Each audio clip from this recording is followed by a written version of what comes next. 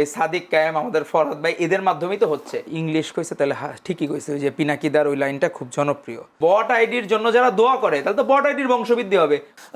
যদি এখানে একটা প্রশ্ন করে রাখি, সেটা হচ্ছে যে ছাত্রদল তাদের অপকর্ম ঢাকার জন্য এই ধরনের কাজগুলো করছে, দেয়ালে গুপ্ত লিখছেন এবং বা যদি বলি এই ছাত্র রাজনীতি সহিংস করে তুলছেন, সংঘাত তৈরি করছেন, এই সাদিক কাইমের কথা বলেছেন।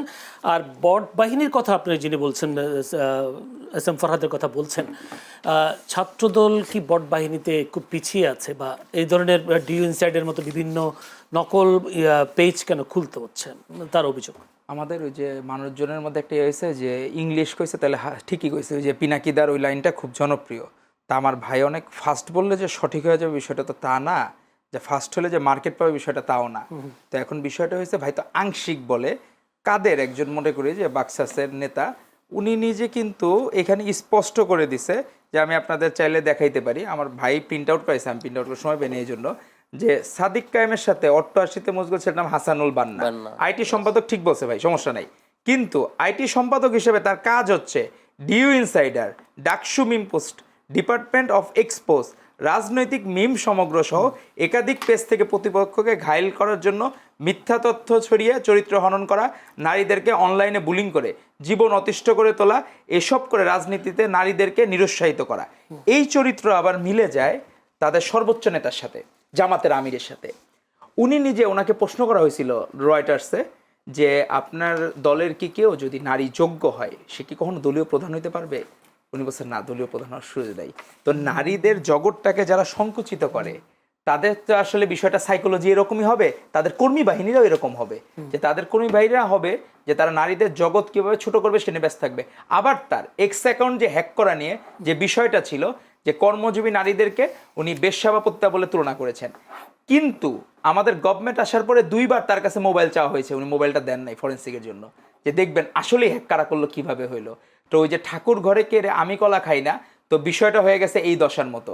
আর তারা তো ভাইরা যা বলে যে আপনার বিষয়টা এই জায়গায় যে বলাটা এত কিছু যে এক্সপোজ হইলো, তারা একবারও বলল না যে আমি তাইলে এই ছেলেটার আসলেই সমস্যা আছে, তাহলে এই ছেলেটার বিরুদ্ধে সাংগঠনিক ব্যবস্থা নেব, বা এই কারণে বট আইডিগুলা আমরা স্টপ করানোর ব্যবস্থা করব, বা আইনানুগ ব্যবস্থা নিব। এই জায়গা থেকে তারা শুধু কাউন্টার দিচ্ছে নামমাত্র, যে ছাত্র দলের বিরুদ্ধে একটা একটা ইয়া হয়ে গেছে, ট্রেন্ড হয়ে গেছে, যেটা করলে মনে একটু জাতে উঠলাম, একটু ফ্যাশন করে না, যে মানুষজন একটু জাতে ওঠার জন্য মনে করে যে ছাত্র দলের বিরুদ্ধে একটু বললাম, এটা বলে একটু জাতে উঠে গেলাম। তো এই জায়গায় হচ্ছে এই বট আইডিগুলা বা এই যে গুজব যে ছড়ানোর আইডিগুলা, আজকে ঢাকা বিশ্ববিদ্যালয়ে আমাদের ছাত্র দলের সকল নেতৃবৃন্দ ভিসির সাথে দেখা করে 48 ঘন্টার আলটিমেটাম দিয়ে আসছে যে আমরা এখানকার বট আইডিগুলা প্রত্যেকটার আমরা এখানে বন্ধ চাই, এবং বাকিরা যারা এর সাথে জড়িত, গুজব ছড়ানোর জন্য জড়িত, তাদেরকে গ্রেফতার করার দাবি জানায় আসছে। তো আমাদের তো অবস্থান স্পষ্ট, আমাদের কোনো ল্যাকিংস নাই তো, ড্রব্যাক নাই তো, এমন না সৎ সাহস নাই যে আমি আমার ভাইকে ফেস করতে পারবো না, আমি কোনো অন্যায় কাজ করে আসছি, কখনোই না। আমরা অন্যায় করি নাই, এই জন্য আমরা ফেস করার সৎ সাহস করি। আর আমাদের ভাইরা হয়ে গেছে ব্লেম গেমের মধ্যে ব্যস্ত। আমার ভাই হইলো যে ওই যে মানে আবিদ কি বললো ওইটা নিয়ে আমার ভাই পড়ে আছে, কিন্তু ওই জায়গা থেকে আবিবের কথাগুলোর পরে আবার আব্দুল কাদের বলছে। তো এখন ধরলাম যে ছাত্র দলের আবিদ একটু পক্ষপাত দুষ্ট হয়ে আপনাকে বলছে, তাহলে কাদের কি দোষ করলো? কাদের তো আরো ভয়াবহভাবে বলছে, তো কাদের তো তাহলে আরো এক কাঠি আগায় বলছে যে কি হয়েছে না হয়েছে। কিন্তু আমার ভাই সব সময় দেখা গেল যে পাশ কেটে চলে যাওয়ার চেষ্টা করে, যে আব্দুল কাদেরের ব্যাখ্যাটা যে সে কেন এইভাবে লিখলো, ডেসপাইলি ছবি সহ দিছে, এভরিথিং সবাই দেখছে।